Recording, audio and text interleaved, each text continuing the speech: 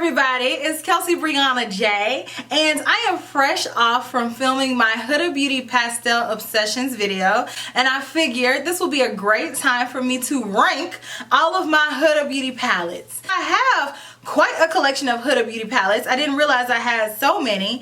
Granted, I don't have all of the ones that I've ever tried, but I've tried every single last one of her palettes, from the minis to the larger ones, and so today I'm going to be ranking them to tell you all which ones I like from the least to the most, okay? Because that's always important to do. I wrote it down, and the ones that I don't have, I will be inserting a picture somewhere up in here because I remember what I think about them, especially enough to be able to weigh it against some of the other ones that I like. So with no further ado, let's go ahead and dive deep into it. And my least favorite palette that I've ever tried from Huda Beauty happens to be the one that I just tried, which is the Pastels Rose palette. So this one falls so low on the totem pole because this thing is just chalkity chalk. I feel like I could use the shades in this palette to go outside and create a hopscotch outline. The pigmentation is not there. It's so dusty when you dig your brush in there. It's just poofing up in the air. So this one is just by far my least favorite palette that I've tried from Huda Beauty, and I think that this one definitely needs to be reformulated, okay? Because it's just no good. Next in the same collection is the Mint Obsessions, and I pretty much have the same comment about this one as I do the other one, except this one is just a little bit better because it does have I'm talking about just a little bit more depth to it, but overall it's still giving me the same chalkiness. I do somewhat like the shimmers in here. I wouldn't say it's an all the way like. It's kind of like you alright type of like, so I can make something shake with these, but overall it's a nah. So the last one of the Pastel Obsessions, and then I'm gonna roll off of it because that's how I feel about this entire collection, but this one is on my eyes right now because I just filmed that video. But no, I wouldn't recommend this to anybody. I feel like I made it work because I can almost make anything work because that's what I do. I've been doing this for a long time, but if I were going to send you out there into the world with confidence and recommend for you to get this purple palette, I feel like I'm going to fail you, and I feel failed with this palette, so it's a no for me. It's just ashy. That's all. It's just ashy. Bye to this entire collection.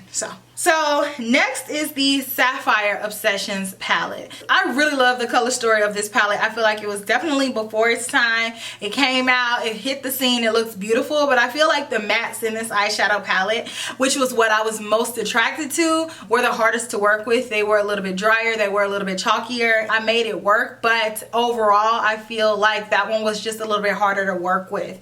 But if she wanted to reformulate that and give us something that's a little bit more current, or the same type formulation as some of her other eyeshadow palettes that she has, I would be totally willing to repurchase that, but currently I don't have that one in my collection. I remember giving this one to my cousins. Neon green, same thing. I gave this one away to my cousins. I love the color story of this. I felt like it was just super electric, super fun, very cool, and super on trend last summer because neon green was everywhere. That was the it color last summer. So I knew that I wanted to get something to reflect that for my makeup, and that one served a purpose. And so once I was over it, I gave it to my cousins, but I really liked the color story of it. But again, that one was just a little bit chalkier and harder to get to be opaque than some of her other palettes. This palette is so fun. This one is the Neon Orange palette, and so I kept this one because I just think the color story is just so fun and funky, and it just makes me happy to look at it. But this one does take a little bit of work to get it to build up. You definitely have to go in with a super opaque base, and then you have to spend your time packing on the shadows. But aside from that, I love the colors of this. I think that it's very just beautiful. It reminds you of a vacation, which is what we all need to be reminded of right now because, honey, who knows when we're all going to be able to go lay up on the beach. And so to have a palette like this, it reminds me of somewhere tropical, and I just love it. So I definitely see myself using this some more, but it does take a little bit of work for it to get to be just super professional looking, because with this you can run into a bit of patchiness, but I do like it. the new nude palette, which I really like this palette, but I feel like the palette is just very monotone, and it's different tones in here. You can do different looks somewhat, but overall I just feel like I'm doing one continuous eye look on my lids when I use this palette because the tones don't differ enough on my complexion. So there's a little bit of a range here. We have lighter colors and then we have darker colors, but overall it's just giving me another sad love song. Like, this palette just kind of makes me feel dreary, and I know that's not how makeup is supposed to make you feel. The quality of this is good. The colors of this are pretty if that's what you're into, but for me, I'm not a real big fan of mauve-y, pinky, blush, blah, blah, blah.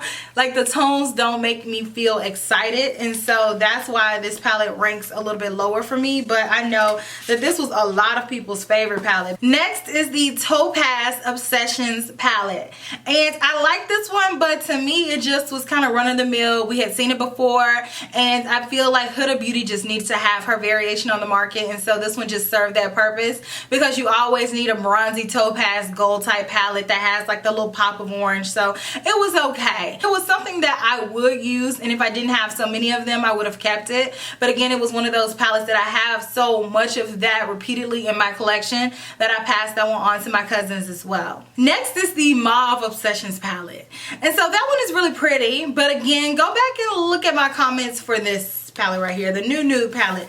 I feel the same way about it. It's like, the quality of it was really good though, but the color is just like, it's not for me. Next is the Amethyst Obsessions palette, and I don't have this one either. I gave this one away, but you guys know I love a purple moment, and I don't know why I gave this one away.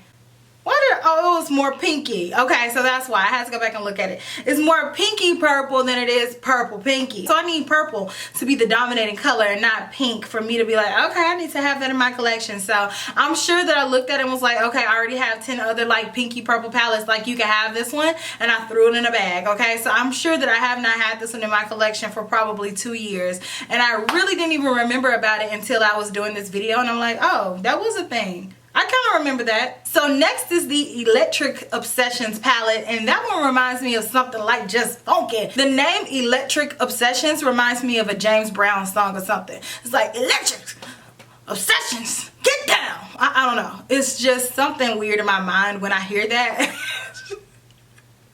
But I really like this one. This one is very electric. It's very bold. It's very beautiful. I wouldn't wear all these colors all together, and I think when I did the initial review I did them all together, but I probably said in that video that you could use this as your pops of color palette. So if you need to add color into your collection, then you can have a broad range of colors here, and you can just add it on with more neutral eye looks to give you that pop. And so I really like these colors. These colors are more unique. I don't have a lot of colors like this in my collection, so this one definitely has a purpose in my collection, and I need to bust it out and use it because I like these colors. The Ruby Obsessions palette. So I really liked this color story when it came out, especially that orange color down there. It's just something about it. It was just like the perfect amount of orange, but it wasn't like bam orange, but it also wasn't pastel. So I was obsessed with that, but I felt like that color didn't perform as well as I wanted it to, and the other colors worked really well, very beautiful, but I didn't feel like I needed it in my collection. So I gave a lot of these away, but I really liked this one. It just was, I didn't really need it. Emerald Obsessions was really pretty to me, and I liked the colors individually, but when trying to do a complete eye look, I just felt like that palette fell short a little bit because it didn't have a matte deep enough green for me to get my entire green St. Patrick's Day life. So I just felt like it was just okay,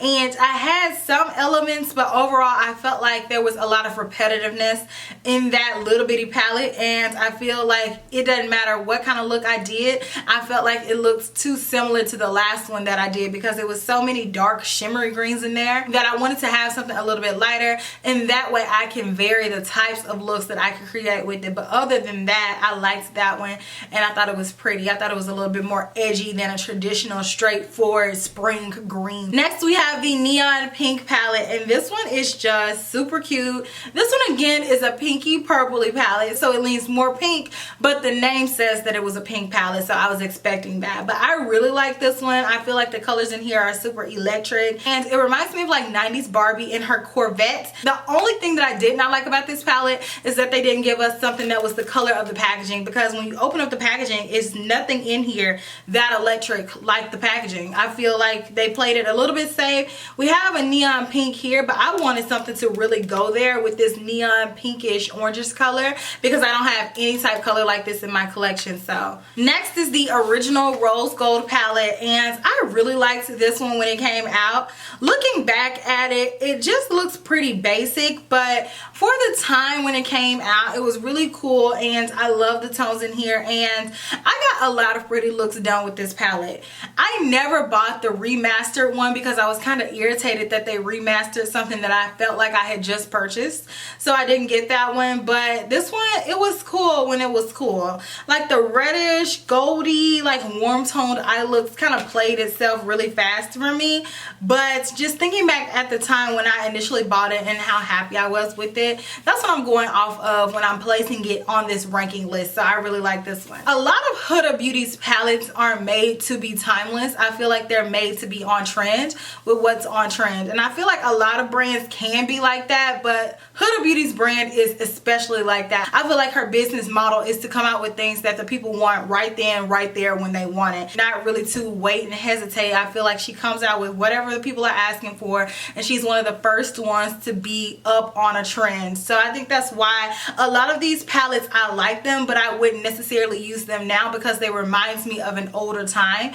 And so some of these palettes are aging a little bit better than others, and that I would still wear them, but some of them are reminding me of trends of yesteryear. So dare I say, if I revisited this video topic and did this exact same video next year when she comes out with 10 more palettes throughout the course of this year, then I'll probably say that these palettes are palettes that I'm like, I liked them when I liked them, and then I'll have her newer palettes in the front because she comes out with things that are on trend right then. The next palette on the list is the Nude Obsessions palette in the rich color, and I love this. I think this one is super beautiful. It is a little bit mauve though, but it's a deeper mauve, and so I feel like this is sort of unique because a lot of people do these pinky mauvey type colorways, but they don't really come out with any that are going to be suitable for people who have richer complexions, and I feel like this one fills that void. I wouldn't say that this one is a neutral nude eyeshadow palette. I would definitely say that this one leans more pink, but I still think that it is beautiful nonetheless, and I will use this more. Probably more so when it goes back a little bit cooler, so in fall, because right now I'm all about the colors. I'm all about spring, and this one reminds me a lot of colder months. The next one that I'm going to name, I have it in my collection, but for the life of me, I cannot figure out where I put that eyeshadow palette. I don't know if I left it over somebody's house. I don't know if it's in the closet somewhere and it's falling behind one of the drawers or whatever. I just do not know where it is. But this one is the Mercury Retrograde palette. I think this palette is a springtime dream. It has all the purples in there. It has aqua blues in there. Sometimes I'm okay with doing one eye look from one specific palette as long as that eye look is just bomb. If I'm looking for that, then I can go to it. I am going to tear up my makeup room looking for it because I'm like, where the heck is that palette? I have no idea, but I don't even know the last time I saw it. I feel like I had it not that long ago, but I don't know where it is.